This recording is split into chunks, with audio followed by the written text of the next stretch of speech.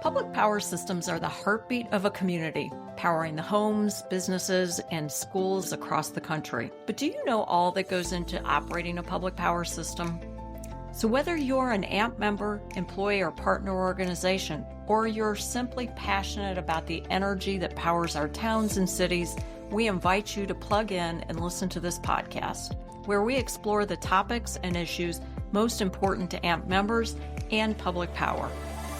This is the Public Power Line.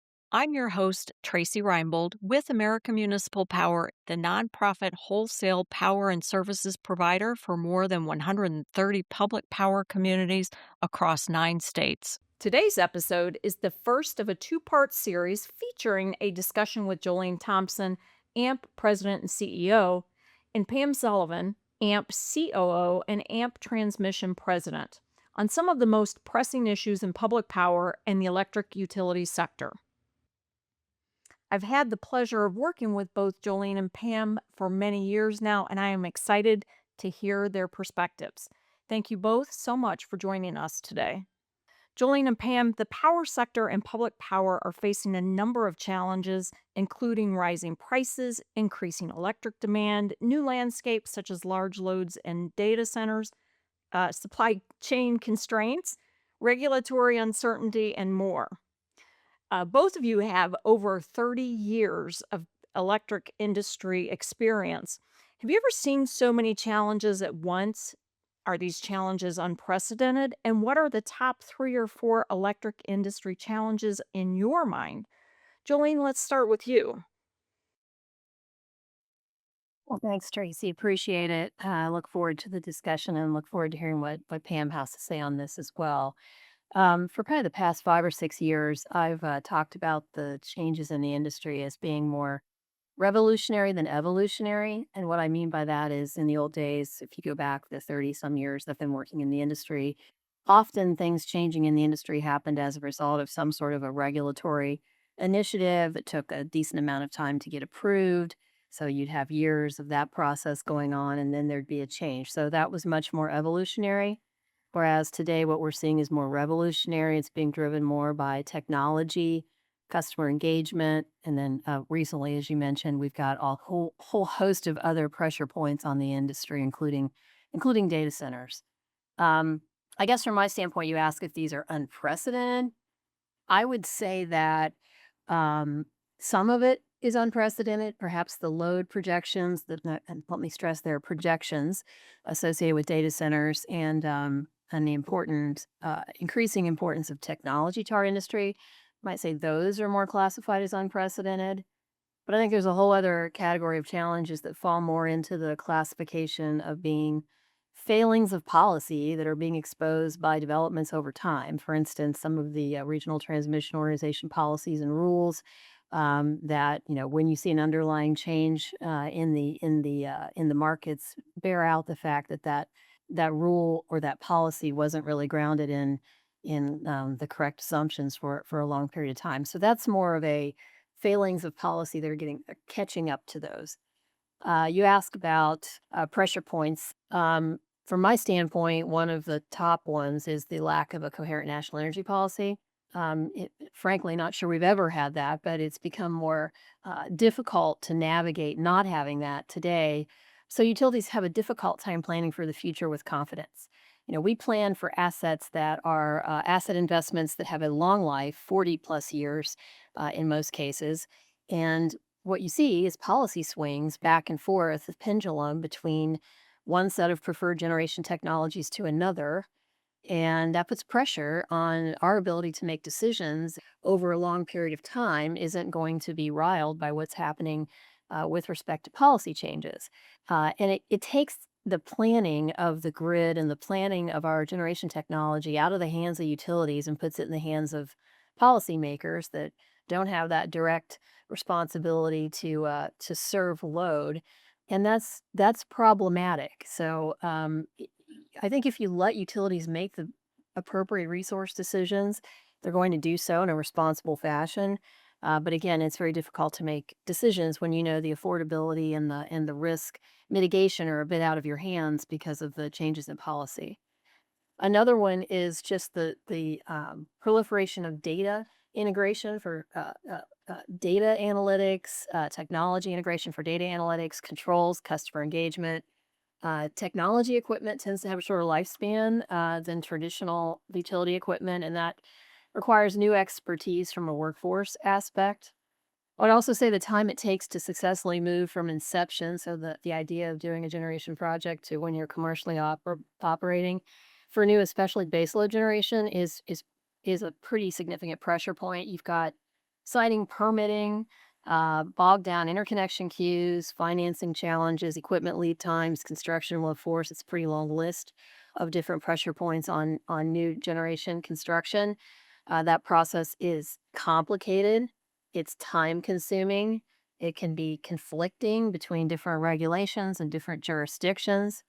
There is certainly an effort going on in a bipartisan way right now at different levels to try to reform permitting processes to try to speed things up, but that's still a multifaceted challenge, and that's only really one piece of the equation. So, just a lot going on. The cost of building new generation has gone up. The time frames for which you can get equipment have extended, and all of that is like bumping up against this load growth that we see projected. And then, not to get into a great detail, but for a fourth, if I'm going to include a fourth, I would say workforce challenges, and that goes across our industry sector from line workers to management. But workforce challenges, retirements, that I would say is one of the fourth big industry challenge I think we have now. Yeah, I think, when you think back in the last time I recall in my career, these many challenges facing our industry at one time was back in 2005, 2007 timeframe. And at that time, we were seeing extreme volatility in natural gas prices and energy prices. And I don't know if you remember this, Jolene, but back then we had a stock city council presentation that we would go around and do called, I think it was Energy Markets Surviving the Perfect Storm or something. Um, yeah, when we were trying to explain what was going on in the energy markets and why prices were going up. And, it focused on, at that time, it was increased commodity prices, extreme weather events. We were shifting from a cost-based rate to market-based rate, increased regulations, a lot of the same things you hear now. But today, as you mentioned, we have other very big forces at work, including this load growth, scarcity in supply, and skyrocketing transmission costs. So, back then and back in 2007, 2008 timeframe, all that volatility, it came to an abrupt halt with the onset of natural gas fracking and an economic recession and changed the tide at that time. So it's interesting, and no one really saw those disruptors coming back then. So it kind of makes me wonder, what disruptors is it going to be that may end up turning this current trend we're in? That's a really good point. That's the whole nature of disruptors, as you point out. You don't see them coming, and we have a number of them right now. The question is, how real are some of them, I think, in the long term? Right. And given those different issues that you're trying to address, Jolene, do you feel like a more coherent national energy policy would help at least formulate some responses to those unknown factors? Or is that something that could open that door a little more? Well, sure. The whole idea of having a coherent energy policy that would give us the ability to have some certainty from a planning standpoint would be great. I appreciate that each different administration, both state and federal, has priorities. They don't always align with each other, and as utilities, we're left doing our best to mitigate risk to our customers and balance affordability and reliability. And it gets difficult. It really does. It's one of the things I hear most often when I go to conferences is just we would love some certainty. Just tell us what the rules of the road are and what they're going to be into the future so we can make decisions. And one of the things that have been talked about in the past and that seems to be getting a lot of attention lately is the concerns surrounding resource adequacy. And for our listeners, the term resource adequacy means having power plants and other resources available to keep the lights on and meet the demand of consumers, along with an extra amount to cover any unexpected conditions like extreme weather. Pam, from your perspective, how does the challenge of resource adequacy and AMP's footprint compare to other parts of the country? Well, I mean, Tracy, I believe that, resource adequacy concerns vary by region throughout the United States. Just some generation technologies are just not as viable in some areas of the country due to either lack of fuel supply, the state legislation, regulation there, natural gas pipeline constraints, transmission constraints. The viability of technologies, even through AMP's footprint, varies. Just throughout PJM, the auction that cleared for 2027, 2028, PJM did not clear enough capacity to meet its 1 in 10 reliability standard with the reserve margins. So, I mean, it's a very big issue, and we're seeing it throughout all the RTOs and specifically in PJM. And what is one of the primary things, Pam, that you think is impacting that not meeting that reliability need in PJM? Well, like Jolene mentioned, I mean, we, the rules change every administration, it seems, and we're these assets are 30 to 50 to 100-year assets. So you're making decisions and very capital intensive decisions, just not knowing what the rules are going to be. So it's difficult to do, and a for-profit merchant is probably not going to invest in that when they just don't know what the return's going to be. We have a different business model. We're serving load, and we're serving it long term for the residents of our communities. So we're more likely to invest in a long term asset. And Jolene, what do you think is driving resource adequacy concerns? And also why is it such a critical issue for public power? It's a critical issue for everybody, not just public power. There are certainly promising technologies. You've got the future looking at not just standard traditional nuclear power plants, but also small modular reactors. But, we're not interested, at least in typically being serial number 1 through 10 on something like that. So you need some folks to have success. There's some cost overrun concerns with traditional nuclear, and the small modular reactors need to prove out. Very promising.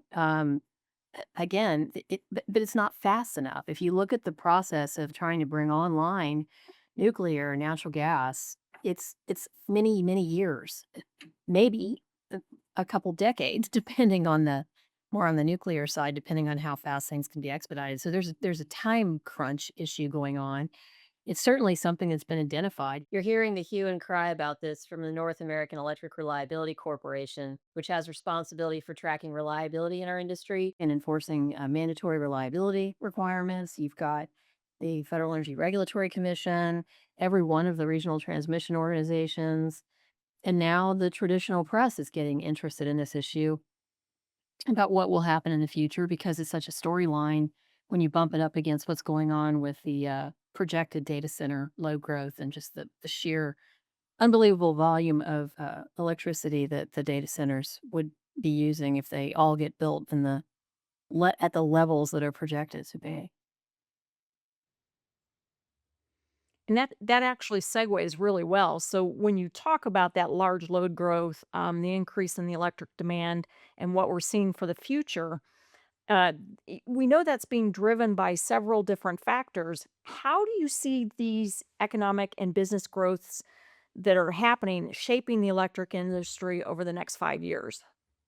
Well, I first of all, I think it's important that public power systems step back and take a look at not only the benefits associated with economic development, but also look at what are the attributes, what are the special challenging needs with that sort of load growth, and how do we go about making sure that we have the proper agreements in place to mitigate risk, take advantage of the positive side of the growth, but not have something from an unintended consequence end up being a penalty to the existing customers on a system. Right now, if you look at the projections for the growth in the next 5 years, it's just there goes back to your original question. The word is unprecedented. But again, how much of that is real? How much of that happens? How much of it is multiple developers who are out on a speculative basis looking for sites? And so you may hear about 10 different communities being approached. How many of those are the same developer with the same potential load. Um, and then how much of that is wrapped around this whole AI bubble? You know, as AI goes forward, will it not become more efficient? And those types of things could drive down, balance that with the increased use of AI because it becomes more integrated in our daily business. And so, where does it all pan out? And you know, we're not big risk takers to go out and overbuild something. That's not, you don't want to be super long as a utility, so you want to approach things in a thoughtful, judicious way to protect your customers. But there's just a lot of decisions that need to be made in the next 5 years or so. At the annual conference this year in September, Jim Robb, the head of the North American Electric Reliability Corporation, or NERC, which is the nonprofit organization that establishes and enforces electric reliability standards for the bulk power system in North America, spoke about the disparity in the length of time it takes to build a data center versus the time needed to ensure there's power available to serve it. Pam, can you provide more insight on this issue and how the electric industry can or should approach increasing electric demand of data centers? Sure. Thanks, Tracy. I have, met with a number of data center developers that have been trying to locate throughout the AMP membership. And, they typically have indicated that they can construct a data center in, 12 months. Once they have the land purchased and zoning approved, and the interconnection studies completed. So very quickly. And, the time to build the necessary transmission upgrades to serve these loads can be 4 to 7, 8 years, due to the lead times that Jolene talked about before on major equipment, the time to get right-of-way acquisition, the RTO approvals. But really, I mean, transmission is a temporary Band-Aid to serve these loads. At the end of the day, obviously, we need generation, we need capacity. And, the timeline, which Jolene also mentioned on those, has been extended as well. From a permitting perspective, lead time on equipment, we just recently studied the potential of putting in a new natural gas combined cycle facility in our footprint, and the expected timeline for land acquisition, permitting, transmission interconnection, equipment, construction testing, it's, between 6 to 8 years. So there's a real disconnect on when these loads are coming on, or perceived to be coming on, and when we can get the transmission and generation there to serve them. And I don't know, that's a real quandary. I don't know what the answer is to that. I mean, somehow the energy industry and regulators and government need to work together to find ways to shorten these timelines, if our goal is truly to host these AI facilities. And I think that's a great point. And we can't just sort of wish it to be. You know, there can't be a declaration of we're going to make this happen faster. There's so many layers to it. When you're getting into putting online a new project from start to finish, it's not for the faint of heart. And you've got local issues and regional issues and state issues and federal issues and different jurisdictions and regulatory folks. It's a pretty and public perception at the local level. Pam listed a number of the pressure points. It gets very complicated. It's not like you can just pass a law and it fixes everything. So to Pam's point, I think people working together, which unfortunately is not what we see a lot of today. There's a lot of partisanship on things. I would like to think that partisanship could be set aside on this issue, and people could all focus on making sure we have reliable, affordable power for everyone, and we can serve growth and development. That would be the ultimate outcome, and hopefully we'll get there.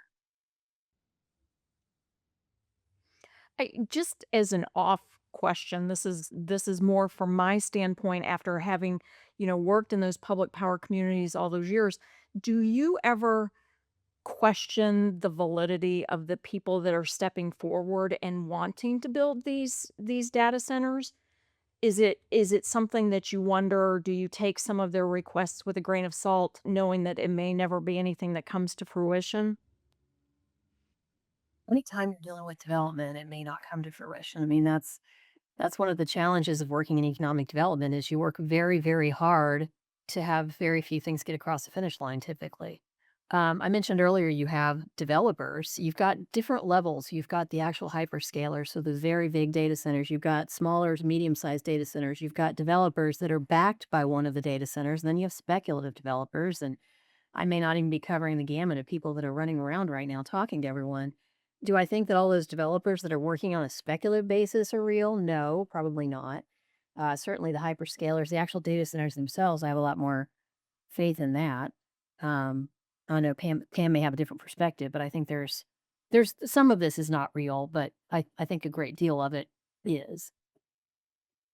Yeah, I agree with you completely, Jillian. I think we do see some, they're going out to multiple sites to try to site a data center, and it might be for one data center, but they're testing the waters, if you will, in multiple sites. So I do think there's some multiple countings, but yeah, you just really need to do background check and research on who your counterparties are and who is backstopping the deal at the end of the day.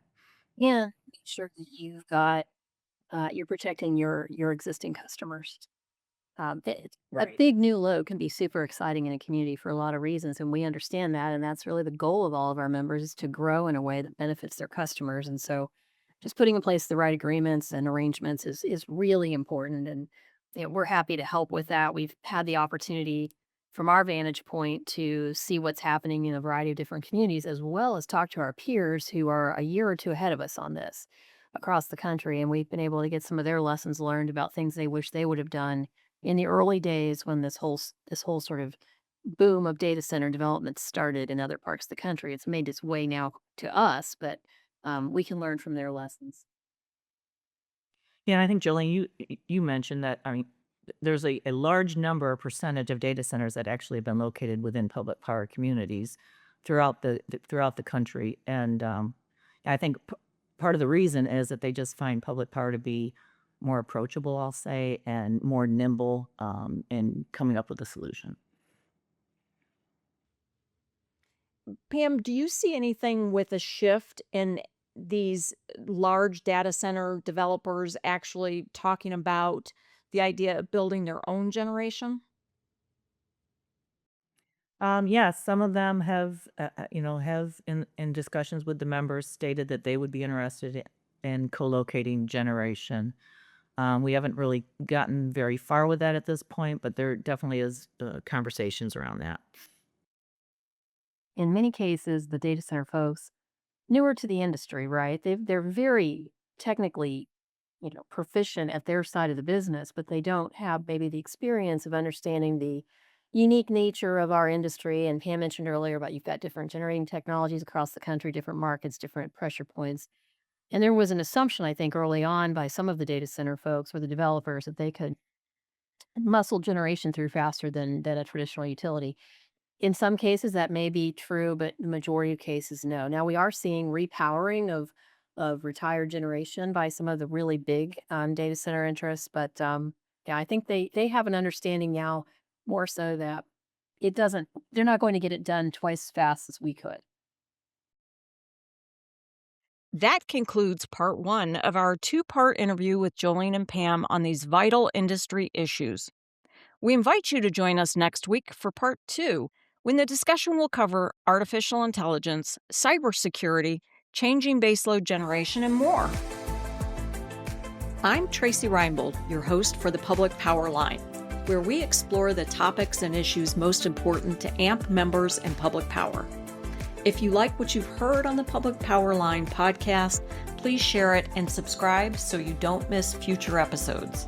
Search for the Public Power Line wherever you get your podcast.